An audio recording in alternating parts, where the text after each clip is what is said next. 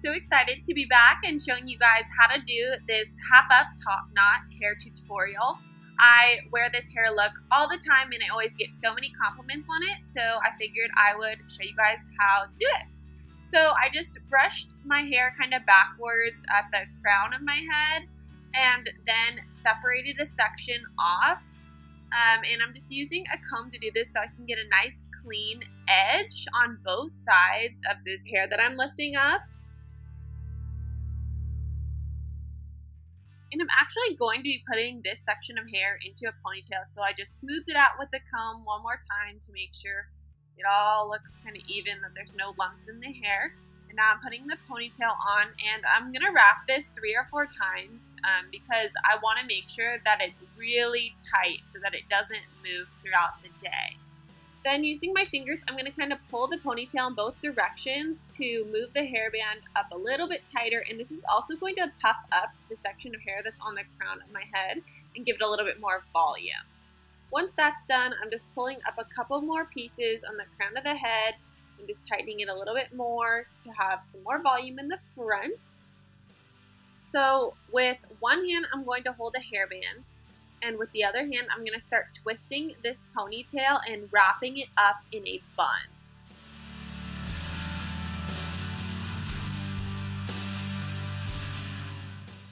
So this is definitely the hardest part of doing this hair look because it's supposed to be that messy bun look that kind of looks like you didn't do your hair even though you did. So I put the hairband in around the bun, and then I just start randomly tucking pieces of the bun back into the hairband.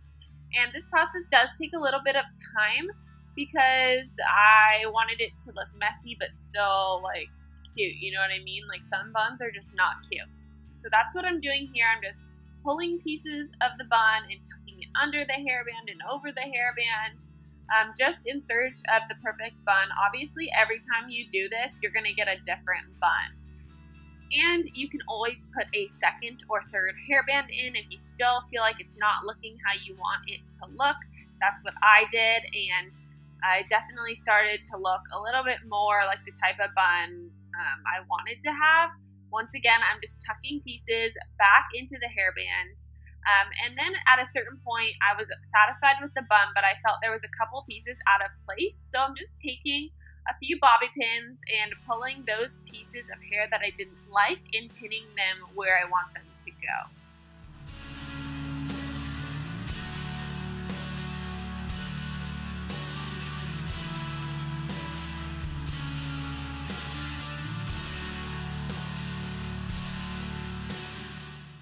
Once I was satisfied with the bun, it was time to add the waves on the bottom half of my hair that's down.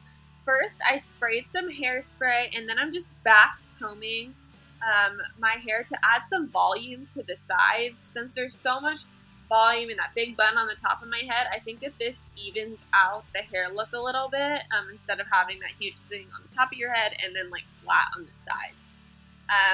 So I'm basically just teasing it. You can use any sort of teasing brush to do this. I actually use a round brush just because that's what I have. Any brush with these kind of tough bristles though will work. So once I've added the volume, now it's time to separate out pieces of my hair and curl it. So I'm using the Bedhead Rock and Roller Curling Wand. And this curling wand is around $30, so it's super affordable. And I have the type of hair that doesn't hold curls very well throughout the day, and this curling wand actually really, really holds the curls in my hair. I would say that it definitely provides more of a wave look versus a curl that you would get with a actual curling iron. But I do love the way that these waves turn out. And so you're just going to repeat this step for all the hair that's down. And it's just going to create these beautiful waves, and I just think this is such a fun hair look. It's really different, but I guarantee you're going to get a ton of compliments on it.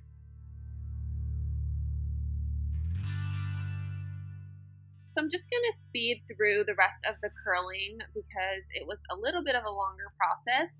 But if you do want to know more about this bubble style curling wand, and a more in-depth review of it, I will link the video down below in the description bar, and I will also link the exact curling wand in case you want to check that out.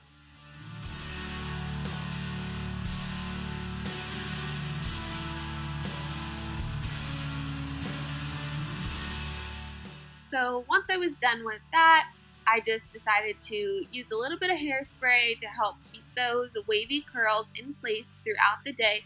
And I'm spraying this both on the outside of the hair as well as like underneath. And that's the completed hair tutorial. I hope you enjoyed.